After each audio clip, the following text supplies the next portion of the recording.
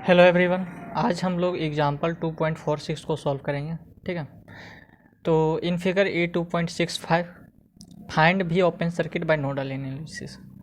ठीक है, तो हमें नोडल एनालिसिस का मेथड का यूज करते हुए हमें भी ओपन सर्किट फाइंड करना है फिगर E2.65 में। ठीक है, तो eight node x let the potential भी भी, हमें नोड एक्स में क्या मानना है, पोटेंशियल भी।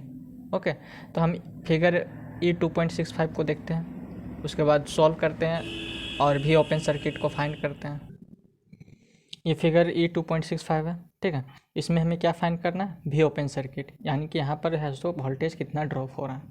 ओके, तो हमें क्या माने थे कि जो नोड एक्स है वहाँ पर हमें पोटेंशियल डिफरेंस क्या रखना है, भी रखना है, यानी कि यहाँ का जो वोल्टेज है वो भी है।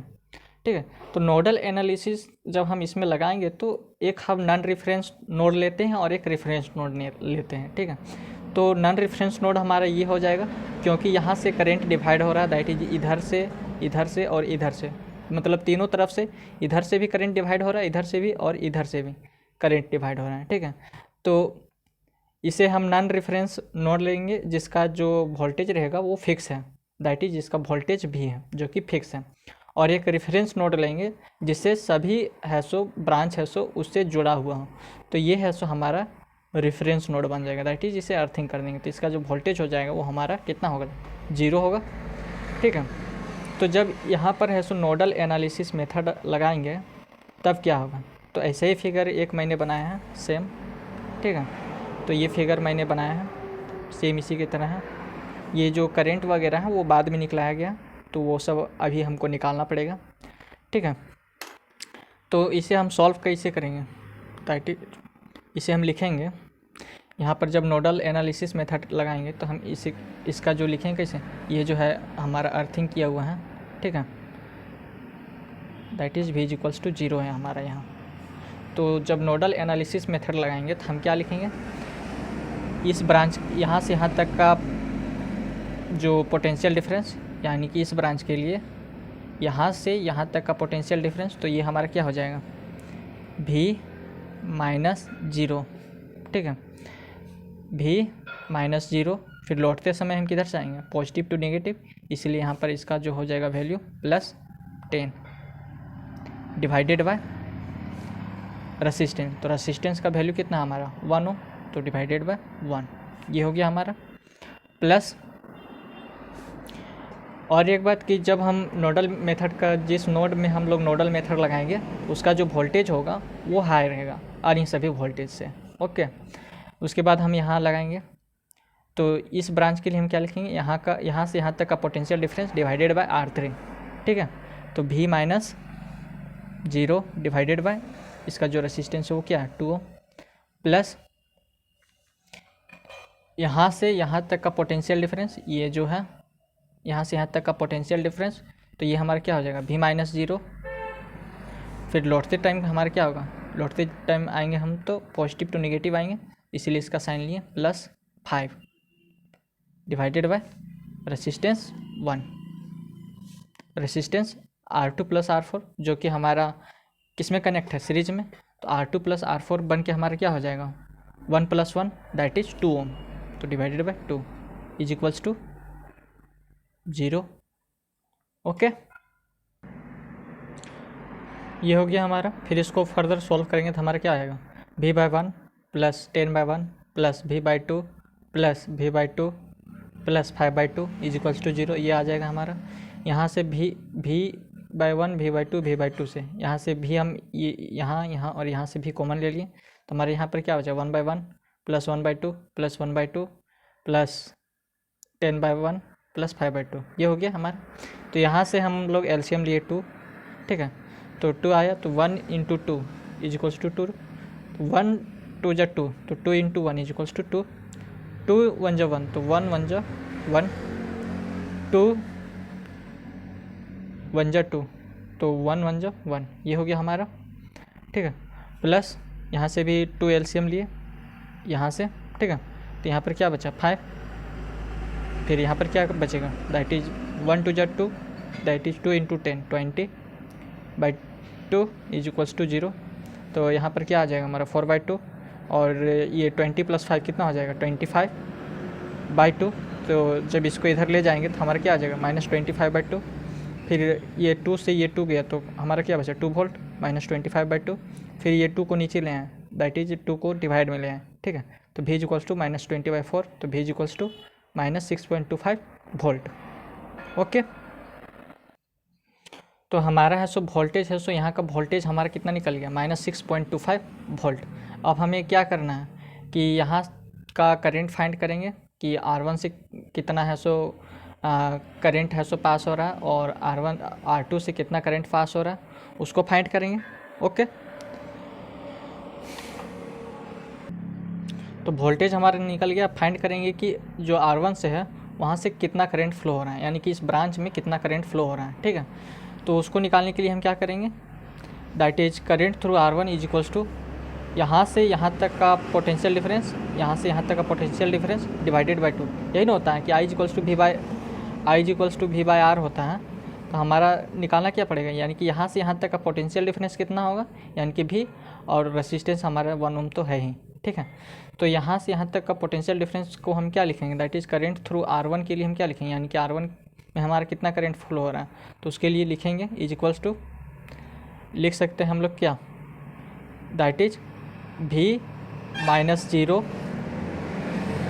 फिर लौटते वक्त हम लोग किधर जाएंगे, पॉजिटिव टू नेगेटिव, तो V -0 + 10 डिवाइडेड बाय R1 हमारा क्या 1, तो V हमारा कितना निकलाए थे, that is 3.75, sorry V equals to हमारा क्या था -6.25 + 10 डिवाइडेड बाय 1, तो हमारा कितना आ जाएगा वैल्यू 3.75 एम्पियर। वही यहाँ पर आया 3.75 एम्पियर हमारा, जो इस ब्रांच के लिए हमारा जो करंट है वो कितना है 3.75 एम्पियर। ओके, उसके बाद निकलाएंगे कि ये जो ब्रांच है इसमें है सो कितना करंट फ्लो हो रहा है, ठीक है। तो हम इसके लिए क्या लिखेंगे कि करंट थ्रू R2। तो करंट थ्रू R2 निकालने के लिए हमारा क्या आएगा इक्वेशन, दैट इज इसके लिए हम लिखेंगे इज इक्वल्स टू V -0, फिर लौटते वक्त हम किधर से आ रहे हैं पॉजिटिव से, तो +5 divided by R2 + R4, that is दोनों सीरीज में, इसलिए R2 + R4 दैट इज 1 + 1, तो हमारा क्या हो जाएगा रेसिस्टेंस में 2 ओम।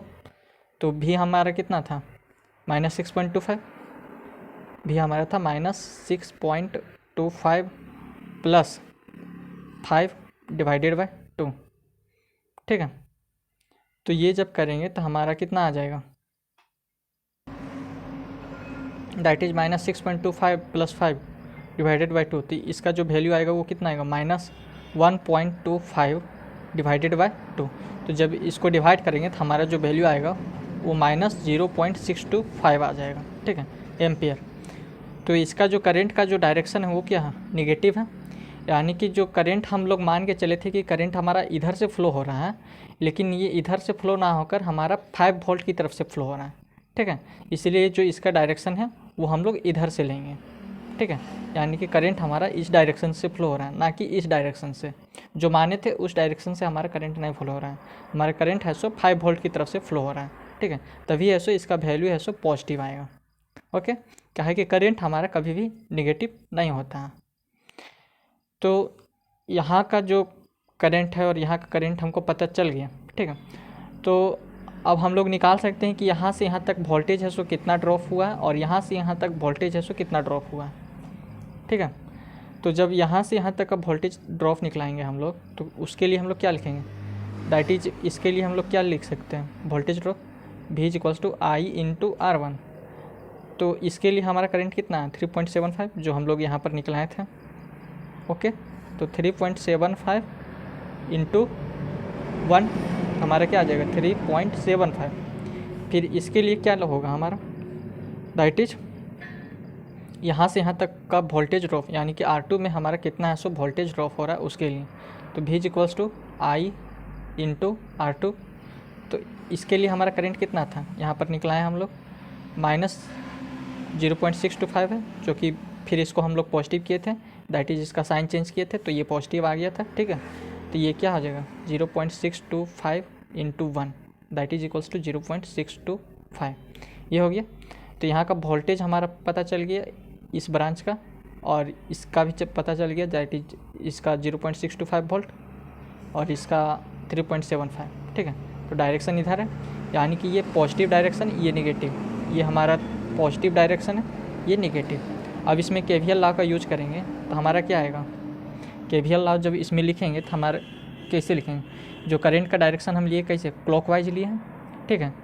तो क्लॉकवाइज लिए हैं, तो ये जो क्लॉकवाइज जा रहा है तो पहले किधर से इंटर करेगा, नेगेटिव टू पॉजिटिव। तो हम इसका साइन क्या लिखेंगे, माइनस भी ओपन सर्किट, ठीक है। उसके बाद जब ये इस 2 वोल्ट से जब पास होगा तो वो किधर से पास हो रहा है, दैट इज ये देखिए क्लॉकवाइज चल रहा है, तो ये फिर नेगेटिव टू पॉजिटिव जाएगा, दैट इज इसको लिख सकते हैं -2 वोल्ट प्लस, फिर प्लस नहीं, फिर ये जो है यहाँ से जाएगा, तो यहाँ पर जो इसका साइन क्या है, नेगेटिव, ये पॉजिटिव, क्योंकि ये जो वोल्टेज ड्रॉप, ये जो करंट हमारा जो जा रहा है वो उसका साइन इधर पॉजिटिव है और इधर नेगेटिव है, ठीक है। तो ये नेगेटिव साइन से फिर जा रहा है, ये जो करंट का डायरेक्शन वो नेगेटिव से इंटर कर रहा है, इसलिए इसका साइन क्या हो जाएगा, -3.75, यानी कि यहाँ का जो वोल्टेज ड्रॉप था उसको लिखें, ठीक है। फिर उसी तरह ये जो करंट का डायरेक्शन है क्लॉकवाइज जा रहा है और किधर से जा रहा है, नेगेटिव टू पॉजिटिव। ये जब ऐसे करके चला ऐसे, तो नेगेटिव से पॉजिटिव की ओर जा रहा है, तो इसका जो वोल्टेज हम निकलाए थे वो कितना, -0.625 इज इक्वल्स टू 0। ये हो गया हमारा। तो भी ओपन सर्किट हमारा निकल जाएगा, दैट इज़ भी ओपन सर्किट को इधर ले जाएंगे तो हमारा पॉजिटिव में हो जाएगा, बाकी बात सबको सब उसी तरह उतार देंगे, ठीक है। तो वही यहाँ पर किया गया है, 2 - 3.75 - 0.625, तो हमारा कितना आ गया, -6.375 वोल्ट, ठीक है। यानी कि ये जो आप देख रहे हैं इसमें भी ओपन सर्किट को इधर ले गए, ठीक है, बाकी बात जो था वो सब उसी तरह उतार दिए, ठीक है। इसमें भी ओपन सर्किट को उधर ले गए तो पॉजिटिव हो गया, तो बाकी बात सब उसी तरह उतार दिए। तो यहाँ पर जो वोल्टेज जो ड्रॉप हो रहा है हमारा कितना हो रहा है, -6.375 वोल्ट, यानी कि इसका जो वोल्टेज ड्रॉप है वो कितना है, इज इक्वल्स टू -6.375 वोल्ट। ये हो जाएगा हमारा, क्योंकि हम लोग यहाँ पर निकलाए हैं इसका, ठीक है। अगर यह वीडियो आपको अच्छा लगा तो चैनल को सब्सक्राइब और वीडियो को लाइक ज़रूर करें। धन्यवाद। अगर आपको इस वीडियो में कहीं दिक्कत आया हो तो आप हमें कमेंट सेक्शन में ज़रूर बताएं।